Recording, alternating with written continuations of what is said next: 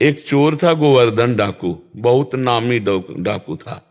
बिल्कुल सरल उदाहरण में तुम्हें बताया है। तो एक दिन राज कर्मचारियों ने उसका पीछा किया और वो भागा, घोड़ा भी छोड़ दिया, पैदल भागा। तो एक जगह देखा बहुत सत्संग हो रहा था, कथा हो रही थी।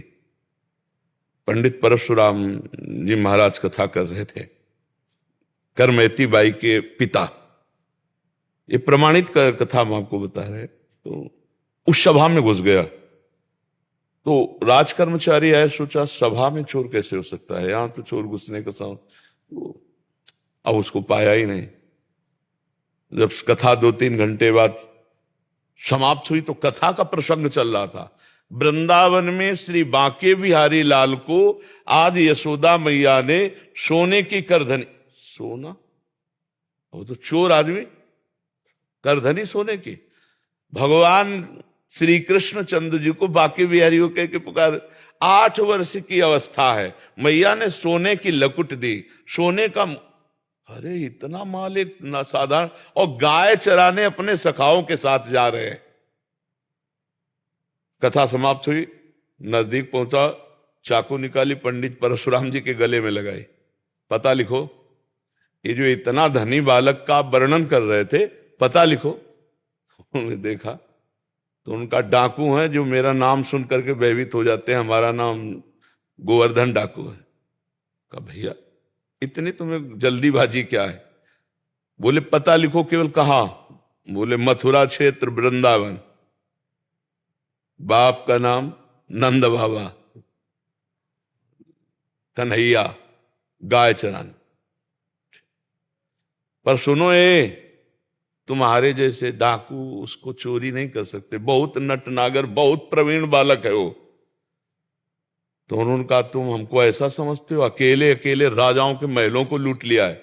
बोले फिर भी नहीं लूट सकते, बहुत प्रवीण है। तो उनका कसम खाता हूं, जब तक उसे लूट नहीं लूंगा तब तक पानी नहीं पीऊंगा। परशुराम जी ने सोचा भगवान की अपार कृपा इसके ऊपर, पता नहीं क्या लीला होने वाली इसके ऊपर। उन्होंने कहा सुनो, हमारी तरफ से माखन मिश्री ले लो, जब तुम्हारा बस ना चले तब माखन मिश्री उसे खवा देना। हाँ ये बात भी ठीक है, बच्चा है, फुसला के काम चल जाए तो मारना काहे को पड़ेगा। माखन मिश्री फेट में बांधी और कहा कसम खाता हूं जब तक उसे लूट नहीं लूंगा तब तक मैं पानी नहीं पीऊंगा। पर नाम क्या बताया तुमने? इतना बड़ा नाम तो। बोले श्याम सुंदर। श्याम सुंदर, श्याम सुंदर, वृंदावन, गाय चराना, श्याम सुंदर। अब भगवान का चिंतन बनने लगा। देखो चिंतन बनने लगा। अब वो पैदल चल करके आया। अब एकांत में जहां गाय चरते तो पूछते श्याम सुंदर की गौएं कौन है? बोले सबे हैं, ये ब्रजमंडल है, हर गौशाला भगवान के नाम की है। नहीं, बोले वो जो यशोदा मैया ने श्रृंगार करके चराने में। बोले वो तो कथा में लिखा है, प्रकट में थोड़ी अब रह गया। अरे बोले नहीं, पंडित जी झूठ नहीं बोल सकते। हम लोग चोर डाकू झूठ बोल सकते हैं, पंडित थोड़ी झूठ बोल सकते हैं। भगवान तो है ना, वो अपने भगवान को मतलब श्याम सुंदर है ना। अब एकांत में विकल हो गया और कहा अगर कोई ईश्वर है तो मुझे श्याम सुंदर से मिला दे, क्योंकि मैंने कसम खाया है बिना लूटे पानी नहीं पिएंगे।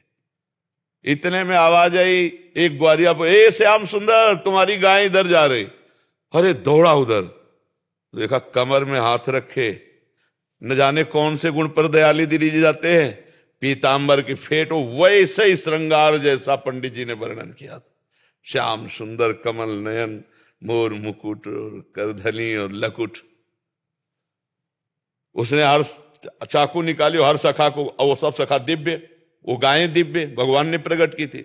सब सखाओं का भाग जाओ, नहीं मार डालेंगे। भगवान ने इशारा किया कि जाओ इसको हमें एकांत में निहाल करना है। बोले हाँ बोल रहे। बोले तू डरता ले क्या? बोले अब काल से भी नहीं डरते, तेरे से क्या डरना है। बोले मेरा नाम नहीं सुना होगा इसलिए तू डरेगा। अब ये मेरा नाम गोवर्धन डाकू, तो गोवर्धन ही तो नाम है ना, मेरा नाम गोवर्धन धारी है। भगवान उससे जब वार्ता कर रहे हैं तो उसका जीवत तो नष्ट हो रहा है, अज्ञान नष्ट हो रहा है। उन्होंने देखा बड़ा प्रवीण पंडित जी कह रहे थे माखन मिश्री खवा के काम कर ले। बोले सुनो, भगवान ने कहा अच्छा ऐसा प्यार करते हो? बोले प्यार के लिए नहीं, ये सोना चांदी जो पहले ये उतरा ले के लिए। वो कहा ये तो वैसे ही उतार देंगे, लाओ तुम्हारा। माखन मिश्री खाई और कहा थोड़ा तुम खाओ, और जे भी भगवान ने चखाया उसे भगवत अज्ञान हो गया। अब भगवान को साष्टांग दंड, प्रभु प्रभु। एक बात सुनी कि कन्हैया गाँव में चला रहा है, चल पड़ा, कसम खा ली तो भगवान मिल गए। यहाँ जीवन व्यतीत हुआ जाता है, हलवा पूड़ी खा करके दिनचर्या का बैलेंस बनाते रहते हैं, तो भगवान कहाँ मिले? जब भूख प्यास सहकर केवल भगवान के दर्शन के लिए, तो भगवान उसी समय प्राप्त हो जाते हैं। हम लोग सुनते बहुत हैं, समझदार बहुत हैं, नहीं करना चाहिए ये भी जानते हैं, लेकिन भजन ना होने के कारण हम उसको उतार नहीं पाते हैं। भजन शुरू करो, अभी बात बन जाए।